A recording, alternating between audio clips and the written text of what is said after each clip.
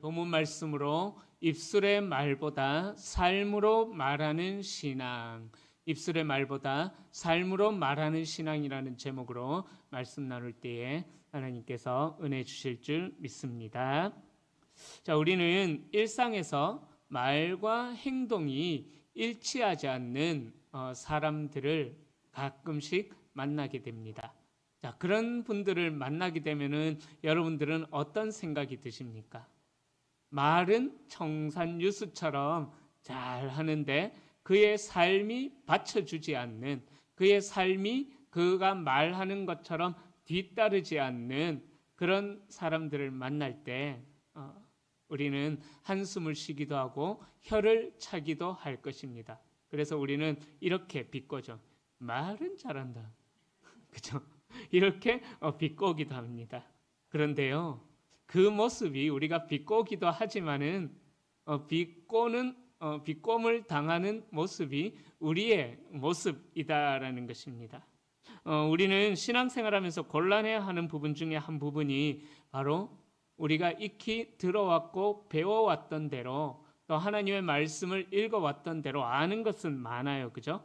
그래서 우리가 입술로 고백하는 신앙과 우리의 삶의 실천에 건너지 못할 간격이 있다라는 것을 느낄 때 우리는 신앙생활할 때 곤란함을 느끼게 될 것입니다. 그래서 우리 주님께서는 이렇게 말씀하셨죠. 나더러 주여 주여 하는 자마다 천국에 들어갈 것이 아니요 내 아버지의 뜻대로 행하는 자들이라야 할 것이다 라고. 그래서 우리 주님께서는 우리가 믿음을 고백하는 것 못지않게 우리의 삶의 실천, 하나님의 말씀에 순종하는 삶을 우리 주님께서 또 많이 원하신다라는 것입니다.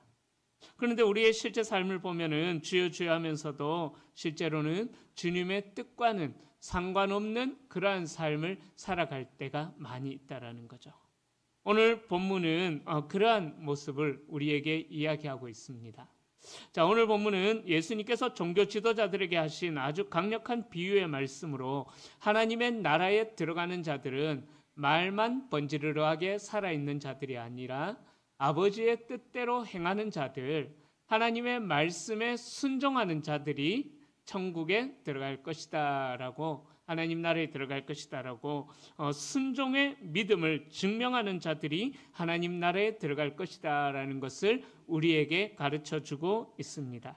오늘 본문의 짧은 비유를 통하여서 우리가 무엇을 회복해야 하는지, 그리고 또 우리의 삶의 방향이 어디로 나아가야 하는지 귀한 깨달음이 있는 복된 은혜의 시간이 될 수 있기를 축복합니다.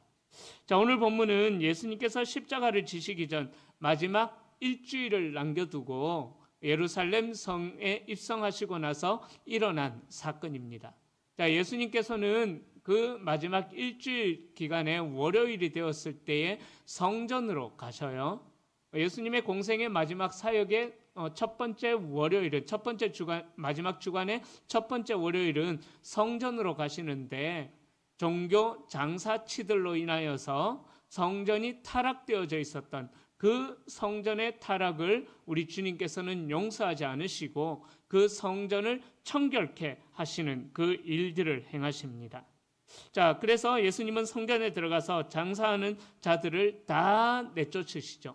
그러면서 예수님께서는 이 성전의 주인은 하나님이다, 이 성전의 주인은 곧 나다라고 그렇게 선포하셨습니다. 자, 이때까지 이 성전의 주인은 이 종교 지도자들은 당연히 하나님이라고 생각하고 있었지만은, 그러나 그들은 그들의 말과는 달리 하나님이 이 성전의 주인이십니다라고 고백하는 그들의 말과는 달리 이들은 성직 매매를 통해서 자기들이 대제사장 직분을, 또 제사장의 직분을 구입하고 나서 이 성전의 기득권, 성전의 주인처럼 행세하고 있었다라는 것이죠. 그래서 예수님께서는 그들의 악한 모습들을 기뻐하지 않으시고 모든 상을 뒤엎으시면서 또 장사치들을 내쫓으시면서 내 아버지의 집을 장사하는 집으로 만들지 말라라고 말씀하십니다. 그 사건으로 인하여서 당시 종교 지도자들과 이제 아주 갈등이 고조되기 시작했습니다. 그 일들이 예수님의 공생의 첫 번째 유월절 때도 있었고 마지막 유월절 이때도 있었거든요. 그러니까 오늘 본문 우리가 읽지는 않았는데 23절부터는요. 성전 청결 사건 때문에 벌어지는 대제사장과 장로들이 예수님의 권위에 대해 의문을 제기하면서 논쟁이 벌어지기 시작합니다.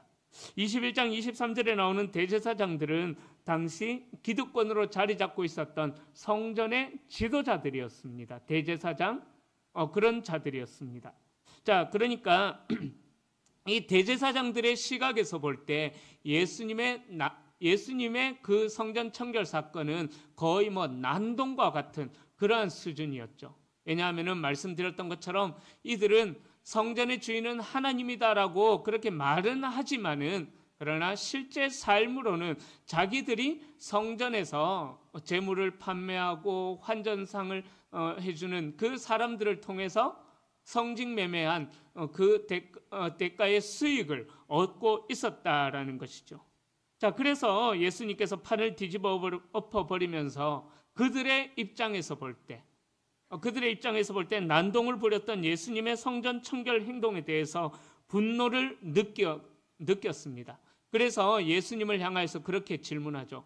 도대체 네가 무슨 권위로 이런 일들을 행하느냐라고 물어보십니다. 자, 그런데 그들의 질문을 궁금하기보다는 무슨 권위가 예수님에게 있었는지 궁금하기보다는 예수님의 그 신적인 권위, 하나님의 아들 되심의 권위를 인정하지 않은 질문이었다라는 거예요. 유대의 종교 지도자들은 겉으로 보기에는 경건했는지 모르겠지만 그들은 자신들의 어떤 사회적인 지위, 신분, 명예를 더 중요하게 여겼기 때문에 자기들의 명예에, 권위에, 신분에 도전하는 예수라는 저 젊은 청년이 마땅치 않게 생각했다라는 것입니다. 자, 그런 그들의 눈으로 보기에 예수님에게는 사회적으로 내세울 만한 어떤 잘난 것이 아무것도 없었어요. 당시 거의 천민과 마찬가지로 인정받던 목수의 아들이었고 또 저기 시골 촌 나사렛 지방에서 살았던 사람이었습니다. 자, 그래서 그들은 예수님에게서 어떤 그런 권위를 찾아볼 수가 없었기에 예수님에게 나와서 도대체 네가 무슨 권위로 이런 일들을 행하느냐라고 물어봤던 것입니다. 자, 그렇게 질문하는 종교 지도자들에게 예수님은 반문을 하십니다. 세례 요한의 권위가 어디서 왔는지 물어보십니다. 그러나 그들은 대답을 하지 못하죠. 왜냐하면 당시에 예수님은 종교 지도자들과의 논쟁에서 반문으로 그렇게 세례 요한의 예를 끄집어내서 공격을 하는데 예수님 자신의 권위가 세례 요한의 권위와 동등하다라는 것을, 하늘에서 비롯된 동일한 권위다라는 것을 나타내셨거든요.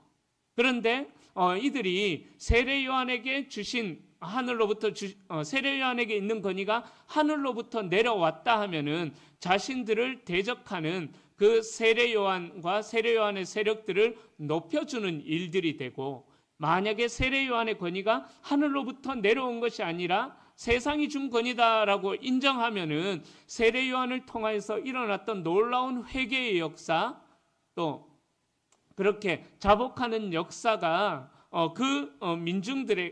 그렇게 세례 요한을 통해서 은혜를 받았던 민중들에게 반란 말고요. 하여튼 데모가 일어날 것이었기 때문에 그 세력들, 민중 세력들이 두려워서 당시 종교 지도자들은 세례 요한의 권위를 하늘로부터 온 거라고도 이야기하지도 못하고 세상으로부터 왔다고도 이야기하지를 못했다라는 거죠. 자, 그런 상황에서 예수님에게 그렇게 물어보니까는 예수님도 그렇게 질문으로 그들의 질문을 공격하셨다라는 거죠. 무슨 권위로 이런 일을 하느냐라는 지도자들의 질문에 대한 응답으로 예수님께서 이제 비유 3가지를 말씀하시는데, 오늘 우리가 살펴보게 되는 두 아들의 비유는 그 첫 번째 비유입니다.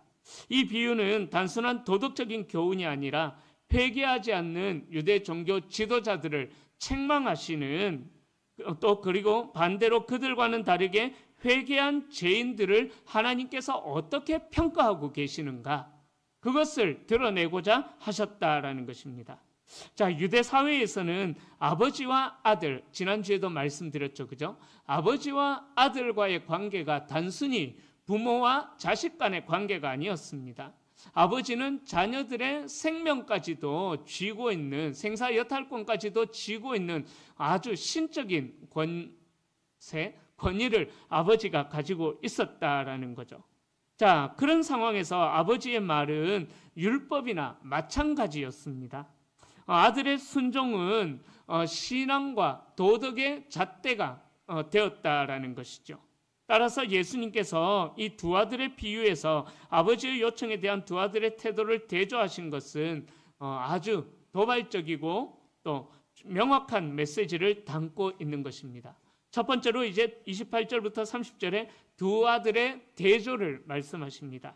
자, 예수님은 대제사장들과 장로들에게 질문을 던지면서 말씀을 시작하십니다. 어떤 사람에게 두 아들이 있었는데 마다들에게 포도원에 가서 일을 하라고 시킵니다.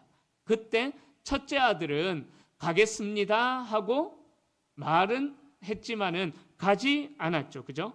그러나 둘째 아들은 처음에는 가기 싫습니다라고 했지만 나중에는 뉘우치고 갔다라는 거죠.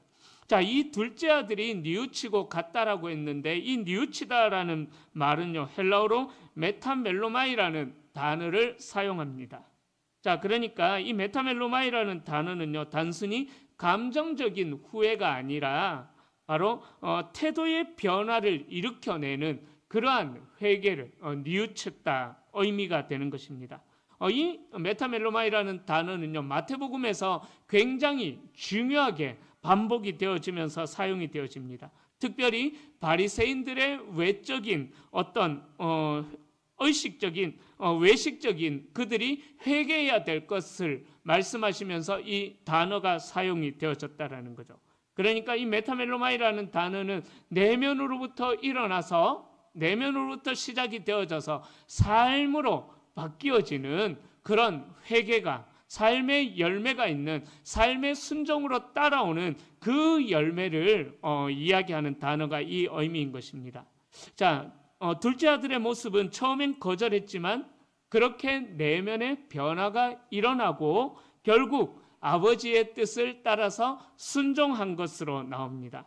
그러니까 이 둘째 아들에게 일어난 뉘우치고 회개한 이 변화를 보면은요, 바로 회개라는 것은 단지 잘못을 후회하는 것에서 그치는 것이 아니라 후회하는 자리에서 더 나아가서 용서를 구하고 또 그 용서를 이루기 위하여서, 용서의 열매를 이루기 위하여서 삶에서 순종, 삶에서 실천으로 이어지고 그 자리까지 나아가야 된다라는 것을, 바로 그 순종이 하나님께 열매로 드려져야 된다라는 것을 의미하고 있는 것입니다.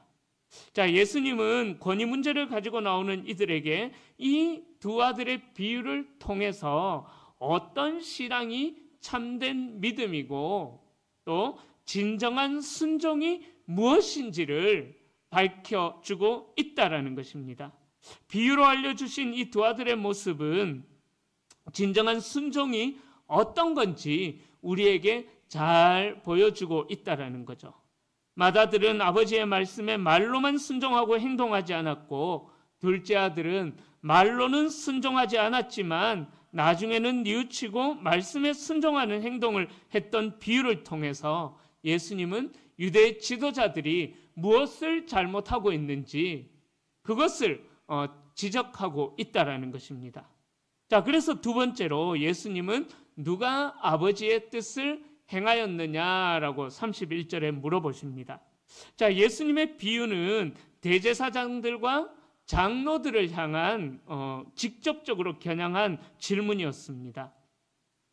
28절에 보면은 너희 생각에는 어떠하냐라는 이 질문과 또 31절에 그 둘 중에 누가 아버지의 뜻을 행하였느냐라는 이 질문은요, 단순히 어떤 도덕적인 윤리를 이야기하고자 하는 그런 질문이 아니었습니다. 바로 하나님 나라의 백성의 정체성을 물어보는 질문이었다라는 거예요. 그러니까 이 두 아들의 비유를 통해서 예수님께서는 당시 기득권으로 자리 잡고 있었던 지도자들의 죄악들, 잘못들, 하나님의 말씀의 말로만 언지르르한 겉으로 회칠한 무덤과 같은 그런 자들의 죄악들을 깨닫게 하시려는 것임을 우리가 알 수가 있습니다. 예수님 시대 때 바리새인들과 종교 지도자들은요, 입술로는 율법을 고백했지만은 또 입술로는 하나님의 말씀에 순종하는 자라고 했지만은 그러나 그들의 삶에는 진정한 돌이킴이 없는, 삶의 방향 전환이 없는 그러한 껍데기뿐인 회개였다라는 거죠. 그래서 예수님은 말로만 하는 것이 아니라 행함으로 순종해야 될 것을 이 두 아들의 비유를 통해서 알려주고 있는 것입니다. 여러분, 이 예수님의 질문에 대하여서 누가 아버지의 뜻대로 행하였느냐라는 질문에 이 대답을 하죠. 둘째 아들입니다 라고 정답을 말합니다. 그런데 그렇게 정답을 말했는데 예수님께서는 이어지는 31절의 말씀에 보면은요, 아주 충격적인 말씀을 합니다. 세리들과 창녀들이 너희보다 먼저 하나님의 나라에 들어가리라. 아주 충격적인 말씀을 합니다. 이 말씀은 예수님 시대의 종교 시스템 전체를 뒤흔드는 그런 말씀이었습니다. 세리들, 죄인들, 창녀들, 사람들이 눈여겨보지 않는 정말 정죄하고 조롱하고 그렇게 그들을 멸시하는 그런 자들이었는데, 그들이 겉으로 깨끗하다라고 이야기하는 그들보다, 자신들보다 그들이 더럽다고 이야기하는 그 죄인들이 하나님의 나라에 먼저 들어간다라니까는 이 말을 이 지도자들은 받아들일 수가 없었다라는 거죠. 세례 요한도 생전에 그렇게 이야기를 했었거든요. 회개의 메시지를 선포했었거든요. 그러나 세례 요한이 그렇게 목이 터져라 광야에서 외쳤지만은, 그러나 이 지도자들은 자신들의 기득권을 유지하려고 하는 나머지 세례 요한의 회개의 메시지를 받아들이지 않았다라는 거예요. 세례 요한이 선포했던 회개의 메시지를 누가 받아들이느냐? 이 세리와 창녀들과 죄인들만 받아들여서 회개의 세례를 받는 그런 역사들이 나타났지 않습니까? 종교개혁가인 마틴 루터가 이런 말을 했습니다. 순종은 구원을 얻기 위한 조건이 아니라 구원받은 자의 열매이다. 순종은 구원을 얻기 위한 조건이 아니라 구원받은 자의 열매이다. 사랑하는 성도님들, 하나님의 나라는요, 율법을 지키고 제사를 드리는 자들이 들어가는 것이 아니라 회개하고 돌이키는 자들이 들어가는 나라가 하나님의 나라라는 것입니다. 우리는 오직 믿음으로 하나님의 나라에 입성할 수가 있습니다. 우리는 오직 예수 그리스도를 믿는 그 믿음만으로 하나님의 나라에 들어갈 수가 있습니다. 그러나 그 믿음을 가진 자라면은 반드시 삶에서 순종이라는 실천의 열매를 맺어야만 한다라는 거죠. 존 비비오 목사님이 이런 이야기를 했어요. 우리가 구원받은 사람이라면은 성령을 받은 사람이다. 잘 들어보셔요. 우리가 구원받은 사람이라면은 성령을 받은 사람이다. 성령을 받은 사람이라면은 성령의 열매가 맺혀져야 된다. 이 맺혀져야 하는 성령의 열매는 우리가 흔히 알고 있는 갈라디아서 5장에 나오는 사랑과 희락과 화평, 오래 참음, 자비, 양선, 충성, 온유, 절제로 대표되어지는 성령의 열매가 삶에서 실천되어져서 열매로 맺혀져야 된다. 만약 이 성령의 열매가 맺혀지지 않는다면은 정말 당신은 성령의 사람인가 의심을 해야 된다. 이 열매가 맺혀지지 않는다면은 내가 정말 구원받은 사람인가? 구원의 확신을 점검해야 된다라고 존 비비어 목사님이 그렇게 이야기를 했어요. 저는 그 책의 글귀를 읽으면서 참 충격을 받았습니다. 여러분, 예수님 믿음으로 구원받으셨습니까? 제가 무슨 질문을 던질까 아실 것이기 때문에 자신이 없어지죠. 다시 한번 더 여쭤봅니다. 여러분, 예수님 믿으십니까? 예, 일단 커요. 자, 그렇다면은 구원받으셨습니까? 예, 여기까지는 괜찮습니다. 자, 구원받았다면은 성령을 받은 사람이십니까? 네, 점점 없어집니다. 자, 성령을 받았다면 성령의 열매가 여러분들의 삶에서 맺혀지고 있습니까? 비슷하네요. 감사합니다. 더 구체적으로 여쭤봅니다. 잘 생각하고 대답하셔요. 사랑과 희락과 화평, 오래 참음, 자비, 양선, 충성, 온유, 절제. 이 열매를 심각하게 생각하셔요. 맺고 계십니까? 주여. 그죠. 여러분, 우리는 믿음으로 구원을 받지만은요, 이 구원받은 증거는 우리의 삶에 성령의 열매로 나타나야 된다라는 거예요. 그것이 바로 회개하고 돌이켜서 하나님의 말씀에 순종하는 자들의 증거가 되는 것입니다. 지난 목요일 효도 관광으로 참 은혜로운 장소를 다녀왔습니다. 주기철 목사님 순교 기념관을 다녀왔는데요. 여러분들이 잘 아시는 것처럼 주기철 목사님은 일제 강점기 때에 신사 참배를 거부함으로 인하여서 무려 5년 4개월 동안의 옥고를 치렀습니다. 그 5년 4개월 동안의 옥고도요, 그냥 요즘 감옥처럼 그냥 밥 잘 주고 잠 재워주고, 그렇게 감옥에 안 들어가봐서 모르겠지만은 비록 힘들겠지만 그들도, 그러나 지금 시대의 감옥과 같은 그런 감옥이 아니었습니다. 5년 4개월 동안 계속해서 고문이 이어지는 그런 옥중 생활을 했습니다. 그렇게 5년 4개월의 옥고를 치르는 동안 수차례의 고문과 감옥살이를 견디면서 주기철 목사님은 내가 하나님 외에 다른 신에게 절할 수 없다라는 그 믿음을 지켰다라는 거죠. 그런데 일제강점기 때 많은 교회들이 참 부끄럽게도 많은 교회와 지도자들이었던 목회자들이 신사 참배를 허용했었습니다. 그리고 신사 참배를 실제로 했었습니다. 그 결과 당시 신사 참배를 허락했던 교단으로부터 주기철 목사님은 목사 면직까지 당했습니다. 그러다가 몇 년도인지 제가 못하겠는데 70 몇 년도였던 거였나요? 하여튼 그때쯤에 다시 목사 면직되었던 그것이 취소가 되어지고 복권이 되어졌다라는 책의 내용을 읽어보았습니다. 여러분, 우리 주 목사님은요, 말뿐만이 아니라 행동으로 당신이 예수 그리스도를 믿고 있다, 내가 여호와 신앙으로 살아가고 있다라는 것을 삶으로, 순종으로 보여주었다라는 것입니다. 주 목사님이 살아 계신다면은 아마 요즘 시대에 우리에게 이렇게 외치지 않을까요? 말이 아니라 삶으로 당신이 믿고 있는 신앙을 보여주십시오 라고 외치지 않았을까요? 예수님께서는 28절과 31절의 질문을 저와 여러분들에게도 하십니다. 주님은 우리가 삶으로 순종하는 그러한 믿음의 사람들이 되기를 원하신다라는 거죠. 여러분, 우리는 말이 아니라 우리의 삶으로 우리의 신앙을 보여주어야만 합니다. 오늘부터 실천할 수 있는 작은 순종은 무엇일까? 내가 하나님을 믿고 있는데 이 믿음을 보여줄 수 있는, 내 삶에 실천할 수 있는 작은 순종은 무엇일까? 한번 생각해 보시기를 바랍니다. 그런 의미에서 우리 앞뒤 좌우로 또 한번 인사하시겠습니다. 작정하셨습니까? 다시 한 번 더. 베스트 만날 예정이 있으십니까?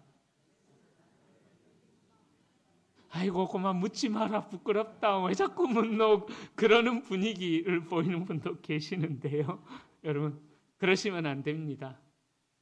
제가 오늘 이 말씀을 드리는 이유가 일부러 제가 주제 설교로 전도 축제로 좀 포커스를 맞추었습니다. 여러분, 내 삶에서 하나님의 말씀에 순종할 수 있는 작은 실천은 무엇일까? 이 전도뿐만이 아니라 한번 생각해 보시고요. 우리의 삶으로 신앙을 보여줄 수 있는 성도님들이 되시기를 축원합니다. 자, 그러면은 이 메시지가 우리에게 어떻게 적용이 되어질까요? 우리 32절 말씀 함께 읽어봅니다. 요한이 의의 도로 너희에게 왔거늘 너희는 그를 믿지 아니하였을 때 세리와 창녀는 믿었으며 너희는 이것을 보고도 끝내 뉘우쳐 믿지 아니하였도다. 자, 이 32절에서 말하는 의의 도는 바로 하나님의 뜻에 합당한 삶의 방식, 하나님의 뜻에 순종하는, 하나님의 뜻을 따르는 회개의 길을 의미합니다. 세례 요한은 이 길을 선포했지만 종교 지도자들은 외식으로 그 길을 거부했고 오히려 죄인들이 그 길을 걸어갔고 세례 요한의 메시지를 받아들였습니다. 자, 그러니까 이 32절 말씀은 어떤 의미가 있냐 하면요, 바로 하나님 나라, 그동안 이들이 알고 있었던 하나님의 나라의 가치가 완전히 뒤바뀌어지는, 완전히 전복되어지는 그 질서를, 새로운 질서를 선언하고 있는 것입니다. 겉으로는 경건해 보이지만 실제로 순종하지 않는 자들보다 비록 과거에는 불순종했지만은 그러나 회개하고 순종하는 자가 하나님 나라를 차지할 것이다. 하나님 나라에 앞서 들어갈 것이다. 하나님 나라에 그동안 알고 있었던 그 개념들에 완전 바뀌어지는, 가치가 전복이 되어지는 그런 말씀을 선포하셨다라는 것입니다. 예수님께서는 오늘 본문을 통하여서 우리에게도 다음과 같이 도전하십니다. 예수님의 비유는 단지 과거 유대 지도자들의 문제만을 지적하는 것이 아닙니다. 바로 오늘을 살아가는 우리 그리스도인들의 신앙이 어떠한 현 주소에 위치해 있는가, 우리의 신앙을 직시하게 하는 그런 말씀인 것입니다. 하나님 나라에 들어가는 자는 회개하고 말씀에 순종하는 자들, 내 주여 주여 하는 자들, 주여 주여 하는 자들이 아니라 내 아버지의 뜻대로 행하는 자라야 하리라. 이 말씀을 우리 주님께서는 선포하셨다라는 거죠. 교회 직분이나 종교적인 열심, 신앙의 경력은 하나님 나라의 기준이 되지 않는다라는 거죠. 하나님은 지금 이 순간도 우리에게서 변화되어진 행동, 변화되어진 태도, 변화되어진 순종의 모습을 하나님께서는 저와 여러분들에게 요구하고 있는 것입니다. 오늘날 교회 안에도 첫째 아들과 같은 이들이 많이 있습니다. 예배당 안에서는 아멘은 넘치지만 교회 일에도 열심히 헌신하지만은 그러나 삶으로는 말씀과 상관없는 길을 걸어가고 있는 분들이 있을 것입니다. 그러기에 여러분들 오늘 말씀을 통하여서 우리의 신앙과 우리의 삶의 방향을 한번 점검해 보십시오. 신앙은 입술로만 고백되는 것이 아니라 삶으로, 삶의 열매로 증명이 되어지는 것입니다. 우리는 입으로는 주님 제가 그렇게 순종하겠습니다 라고 말했고서는 실제로 가지 않는 그런 위선적인 신앙인이 아닐까요? 아니면 반대로 처음엔 싫습니다 라고 이야기했지만은 뉘우치고 순종의 길을 걸어가는 신앙인이십니까? 선택은 여러분들이 하시는 것입니다. 여러분, 우리는 복음을 위한 헌신 없이 이 땅에서의 풍요로움만 바라보고 신앙을 유지하고 있지는 않는가? 예수 믿으면 복 받습니다.